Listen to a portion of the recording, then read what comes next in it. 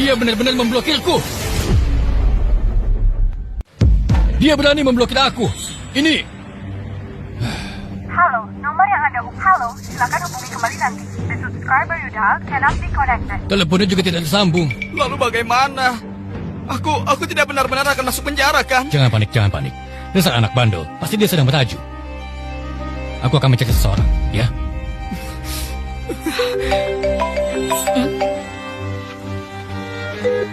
Apakah ini Yu Chaoqing, Nona Yu? Siapa ini? Saya Shujian. Di kuil Buddha Selatan, saya menyerahkan surat nikah pada Anda. Anda masih ingat? Oh, Direktur Su ya. saya ingat. Nona Yu. Apakah Anda punya waktu untuk kita bertemu, membicarakan pernikahan? Datanglah ke hotel besar Jingqing. Ada yang ingin kubicarakan denganmu. Bukan hanya soal pernikahan. Baik, kami akan segera berangkat.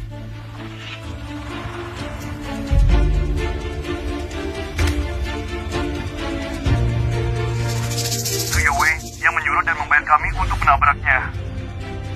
Aku baru saja menelepon Nona Yu. Dia bersedia berbicara tentang pernikahan. Maksudmu, minta bantuan untuk selesaikan masalah kita? Bagi dia, bukankah itu hal yang mudah? Fuan Yu, dengan aturan disiplin ketat tanpa hati dan perasaan. Ayah, aku benar-benar bisa mengendalikannya? Jangan merendahkan diri. Wanita Buddha itu dia hanya menganut Buddha, bukan menjadi biksu. Dia juga punya kebutuhan untuk menikah dan punya anak. Asal dia menerima perjodohan ini, berarti dia memberimu kesempatan. Ini kabar bagus sekali. Ayah, tapi kau tidak hanya punya aku sebagai anak. Pernikahan yang dibicarakan wanita Buddha, mungkinkah maksudnya dengan Kak Jing? Bagaimana mungkin Shujing bisa dibandingkan denganmu? Hanya pengantar makanan menyedihkan, dipilih oleh nona besar keluarga Yu di Jiangsu. Hah, kecuali dia penolong di kehidupan sebelumnya. Bu, jangan bicara seperti itu tentang Kak Jing. Selama Von Yu menyetujui hubungan ini, kecelakaan mobilmu di kuil Buddha Selatan tidak perlu lagi mencari kambing hitam. Dengan kekuatan keluarga Yu, hanya dengan satu jari, masalah selesai. Terima kasih, Ayah. Ibu,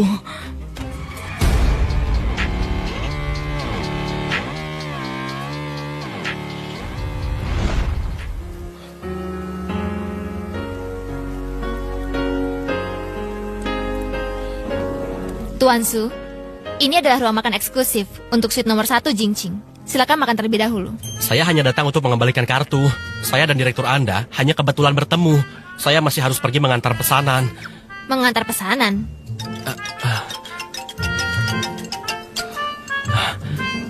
Bos kami menelpon saya. Orang ini sangat galak. Mungkin dia mendesak saya untuk bekerja. Halo? Halo, Su kecil. Bos? Su kecil, bulan ini kamu bisa beristirahat dengan baik. Tidak perlu masuk kerja. Bos, memang beberapa hari ini saya ada urusan. Tapi untuk pengantaran, saya pasti akan berusaha keras. Bukan begitu. Perusahaan telah memberikan izin khusus cuti 1 bulan untuk Anda. Gaji pokok tetap dibayar. Tidak. 3 kali lipat gaji pokok. Anda sudah bekerja keras belakangan ini. Jaga kesehatan Anda ya. Apa yang Nona perintahkan sudah saya laksanakan. Memberikan Shujing cuti dengan gaji tetap dibayar. Itu tidak cukup. Perusahaanmu telah dibeli kakakku. Mulai sekarang, Shujing adalah bosmu. Sepertinya masalah Tuan Su sudah teratasi ya? Mungkin ada penyesuaian bisnis di perusahaan. Beruntung saya mendapat libur. Kalau begitu tidak ada alasan untuk tidak menikmati hidangan lezat. Silakan, Tuan Su.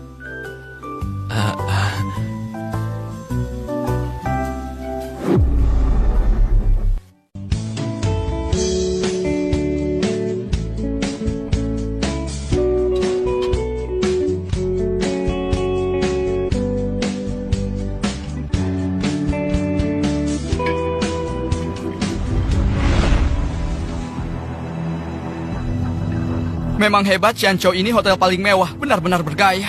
Ini hanya sebagian kecil dari industri Fonyu. Begitu pernikahanmu dengannya sudah ditentukan, kamu akan mendapatkan segalanya. Yowei, kamu sangat berbakat. Melukis, memahat, menciptakan penemuan, mahir dalam segala hal. Disukai oleh Fonyu. Hanya masalah waktu saja. Benar, tidak seperti Shujing itu. Kenapa dia juga datang? Sial. Ternyata dia tidak mati tertabrak.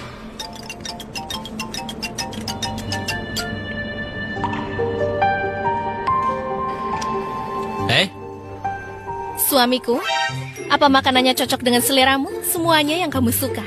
Suamiku? Panggilan itu jangan sembarangan diucapkan. Tapi terima kasih atas jamuan ini. Bagaimana kamu tahu nomor teleponku dan apa yang kusukai?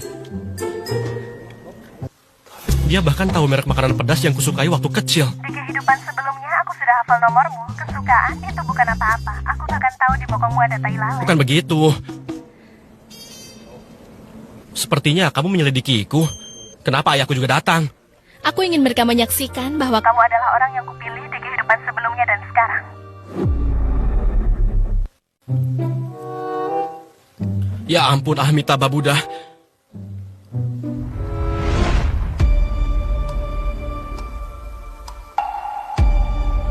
Waktu menghapus kontak saya, kamu sangat sombong kan? Sekarang masih berani muncul di sini. Presdiryu yang mengundang saya. Presdiryu? Presdiryu mengundangmu. Dia ingin membicarakan pernikahan dengan Yowe kita. Dia mengundang seluruh keluarga kita. Membicarakan pernikahan dengannya. Dia itu Fonyu, bukan wanita buta. Kak, jangan cemburu begitu. Kau tidak hanya menghapus kontak ayah, tapi juga menggunakan namaku untuk makan-makan di Hotel Nonayu. Setidaknya kau rapikan penampilanmu. Jangan permalukan keluarga kita dan pengaruhi jodohku. Kau yang butuh orang lain untuk menggantikanmu di penjara, masih berani mencelaku. Begitukah cara bicara pada adikmu? Apa kau lupa peraturan yang aku buat untukmu? Kau boleh makan, tapi harus menunggu sampai kami semua selesai makan dulu. Berdiri. Kau.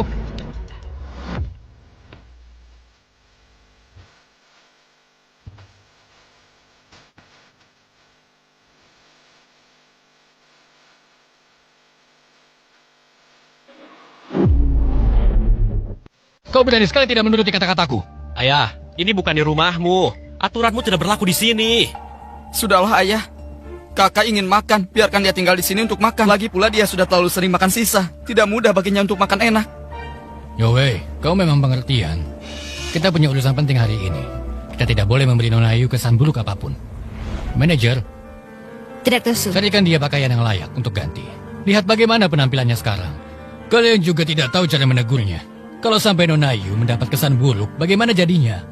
Direktur Su, Tuan Su adalah tamu kehormatan yang diundang langsung. Berpakaian santai, tidak masalah. Tamu kehormatan? Dia? Direktur Su?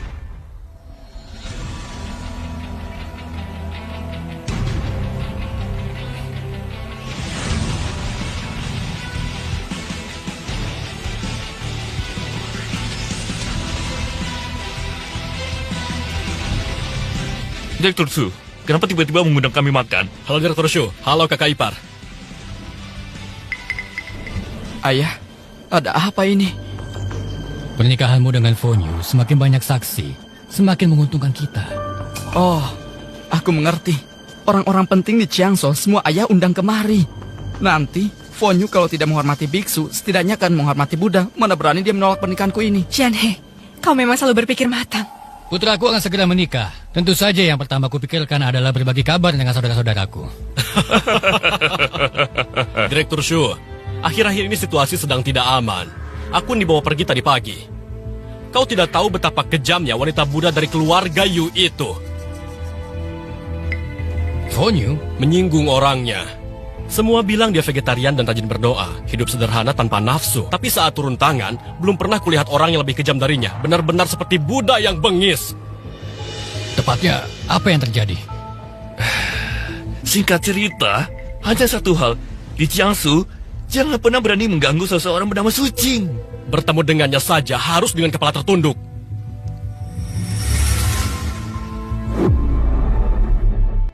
Tidak, Tuan Hu.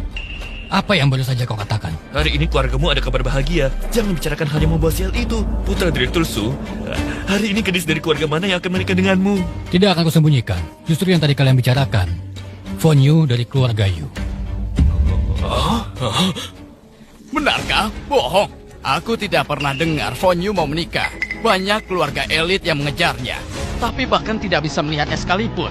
Direktur Shu, putramu bisa berhasil. Fonyu tidak memandang status, dia hanya memandang jodoh. Yoe, beri salam pada para paman, ayo beri salam. Halo Tuan Hu, halo Tuanan. Halo para paman. Tadi kalian bilang pamanku ditangkap Kapan dia ditangkap? Sudah aku bilang, jangan bicarakan hal sial itu. Direktur Su, kenapa pengantar makanan diperbolehkan di sini? Apa datang untuk berbagi kabar bahagia keluargamu? Makan dengan lahap ya? Apakah Direktur Shu takut makanannya tidak habis dan menyuruhnya bungkus untuk dibawa pulang?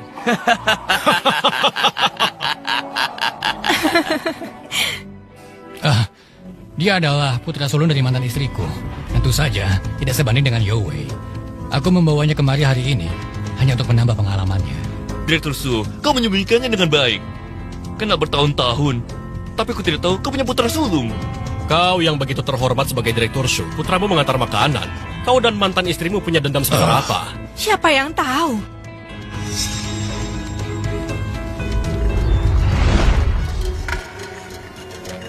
Panggil aku Tuan Hu, nanti ikutlah dengan Tuan Hu. Tidak perlu mengantar makanan lagi. Lebih baik aku mengantar makanan seumur hidup daripada memanggil orang lain dengan sebutan Tuan. Suji, bagaimana kau bisa bicara pada Tuan Hu seperti itu? Apa kau tidak punya sopan santun? Ternyata nama musuh. Tunggu dulu. Siapa namanya? Namanya Sujing. Dia adalah putra sulung dari mantan istriku. Selama ini tinggal di luar, aku biarkan hidup sendiri. Dia tidak punya kepekaan. Itu Tuan Hu, maaf mempermalukan. Sujing? Dia Sujing.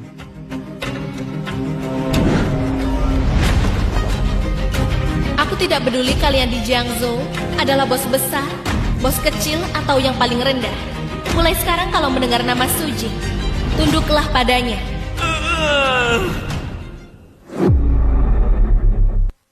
Tuan Hu, kau ada apa denganmu? Sujing, cepat minta maaf pada Tuan Hu. Apa salahku? Kenapa aku harus minta maaf? Direktur Su, putra Anda tidak melakukan kesalahan. Ini masalahku. Mulai sekarang panggil saja aku, Xiao Hu. Janhe, kenapa mereka begitu ketakutan saat mendengar nama Shuji? Direktur Shu, maaf saya lancang. Tentang pernikahan dengan Fonyu, sebenarnya tuan muda yang mana? Semua orang bisa melihatnya dengan jelas. Tentu saja Yo Wei. Masa Sujing? Mungkinkah saya salah ingat nama? Surat nikah saya serahkan sendiri. Dan tertulis nama Yo Wei di sana. Dan mulai sekarang, Yo Wei adalah penerus grup keluarga Shu. Sedangkan dia... Kak, aku tahu hidupmu juga tidak mudah dan kau hanya ingin makan sesuatu yang enak. Tapi tidak perlu membuat ayah marah seperti ini. Kak, aku sudah membungkus makanannya. Ayo kita bicarakan di rumah saja. Pergi sekarang, atau aku akan menyuruh orang menabrakmu kedua kalinya. Sialan kau! Sialan kau! Kak, aku berniat baik membawakan makanan untukmu. Kenapa kau memukulku? Apa salahku sebenarnya? Janhe, urusan aku! Sujing, apa karena aku terlalu baik hati sehingga kau jadi kurang ajar? Direktur Su, jangan terbawa emosi, jangan lakukan itu. Kalau kamu memukul Sujing, hati-hati bisa terjadi masalah besar. Aku hanya mendisiplinkan anakku. Apa yang terjadi? Ayah, apa kau tahu saat aku meninggalkan kuil Buddha Selatan? Hanya karena aku tidak mau menggantikannya masuk penjara, dia mencoba menabrakku. Benarkah itu? Ya, aku yang menyuruhmu menggantikanku. Ya, aku yang ingin menabrakmu dengan mobil. Sama sekali bukan karena kau iri padaku yang mendapatkan perhatian Fonyu. Kau iri padaku karena aku lebih disukai ayah. Janhe, Yo Wei kakinya terluka. Dia selalu bersama kita, mana mungkin bisa menabrak orang? Sulit dipahami. Dia mabuk saat mengemudi menyebabkan 2 orang mati. Karena aku tidak mau menggantikannya, dia menggunakan mobil yang sama untuk menabrakku. Dia ingin menjadikan 2 kecelakaan itu sebagai salahku. Omong kosong! Jelas-jelas saja ada 1 kecelakaan. Ayo kita pergi. Antarkan aku ke rumah sakit. Dengan kondisiku sekarang, aku tidak mungkin bisa menikah dengan Fonyu, kan? Yo Wei, jangan khawatir. Apapun ketidakadilan yang kau alami, ayahmu akan membelamu. Cepatlah. Sujing, aku hanya memintamu membantu adikmu sedikit. Kalaupun kau tidak bisa bantu ya sudah, tapi kau malah fitnah. Aku benar-benar kecewa padamu. Kalau hari ini aku tidak memberimu pelajaran, semua orang akan mengatakan aku pilih kasih. Aku. Ayah, menurutmu apakah ada orang yang mempermainkan nyawanya sendiri? Sejak kecil, pernahkah ayah percaya padaku? Pernahkah menghargaiku sekali saja? Aku tidak pernah. Sebelum usia 7 tahun, ayah sudah menetapkan peraturan untukku, melarangku makan di meja yang sama, katanya untuk menanamkan konsep hierarki sejak dini.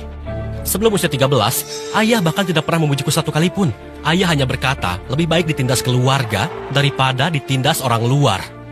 Tahun ketika ayah membawa Xiaowei ke rumah, usiaku 16 tahun. Dan sejak tahun itulah, aku baru tahu, ternyata generasi muda boleh makan di meja yang sama. Ternyata hanya dengan merapikan tempat tidur bisa mendapatkan pujian. Ternyata ketika dia berbuat salah, aku yang bisa menanggungnya. Aku tidak pernah membencimu karena perlakuanmu yang buruk, dan tidak pernah menjauhimu karena sikapmu yang dingin. Kancing memukul mataku, sakit sekali. Rasanya mataku akan buta, ayah. Jianhe, anak tak terdidik kesalahan ayahnya. Kalau kau tak turun tangan, aku yang akan membalas dendam untuk anakku.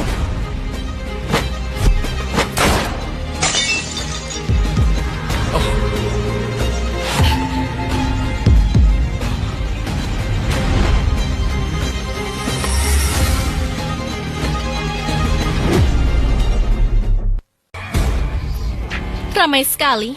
Apa hotel ini mau dibongkar? Nona Yu, Sujiana yang menyuruh kami datang. Jika ada yang menyinggung, mohon pengertian Anda. Yu Chaoqing, kau begitu agresif. Lihat dirimu. Di hotel Nona Yu ini, ribut apa kau? Kita jadi bahan tertawaan orang kan? Nona Yu, salah paham. Ini salah paham. Saya mewakili dia untuk meminta maaf pada Anda. Pernikahan Anda dengan putra saya, kami datang dengan ketulusan hati. Benar. Kami hanya tidak ingin orang lain mengganggu Anda, itu saja. Pernikahan dengan putramu? Iya benar. Yowe. Tak kusangka Fonyu dalam kehidupan nyata lebih memukau dari yang kubayangkan. Nona Yu, saya tahu Anda pengikut Buddha yang pantang bertengkar. Tadi itu, orang buta itu yang membuat kami marah. Anda berpakaian seperti ini, pasti pernikahan sudah diputuskan ya? Benar, sudah diputuskan. Mas kawin akan segera tiba. Oh, Mas kawin, sepertinya kau sudah mempersiapkan semuanya. Ini adalah putraku, Shu Youwei. Saya tahu bahwa Anda dalam pernikahan mengutamakan jodoh. Jodoh ditentukan takdir, bukan? Untuk pertemuan pertama, kalian berdua saling kenal dulu dengan baik. Ibu, kau... Nona Yu, apa maksud Anda ini? Kau pikir aku tertarik pada orang cacat? Banyak omong seperti membaca mantra. Sayang, maaf aku terlambat.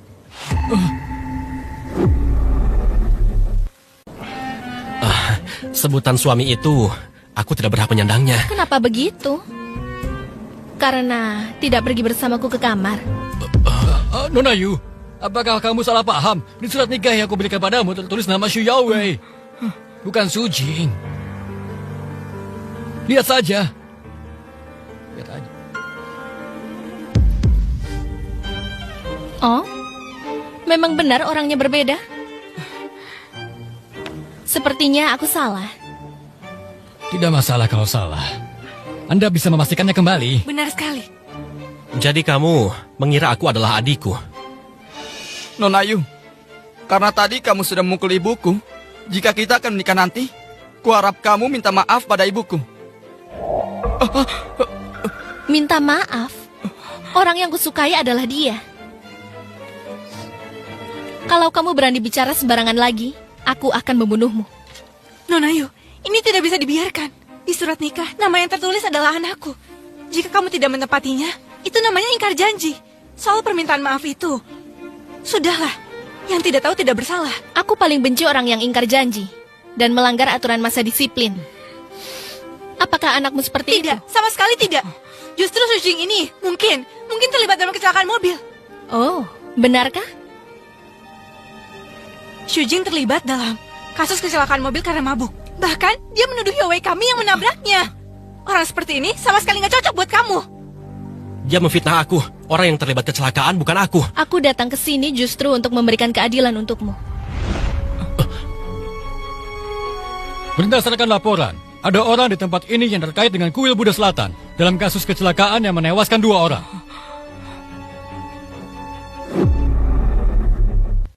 Berdasarkan penyelidikan, dini hari ini di kuil Buddha Selatan, kendaraan yang sama telah menyebabkan 2 kecelakaan beruntun. Kejadian pertama, menabrak satu keluarga beranggotakan 4 orang, mengakibatkan 2 kematian. Kejadian kedua, menabrak pagar pembatas, menyebabkan ledakan dan hampir menimbulkan kebakaran. Kau dengar itu? 2 kecelakaan. Dia menabrak orang sampai mati melarikan diri belum cukup, lalu mencoba menabrakku dan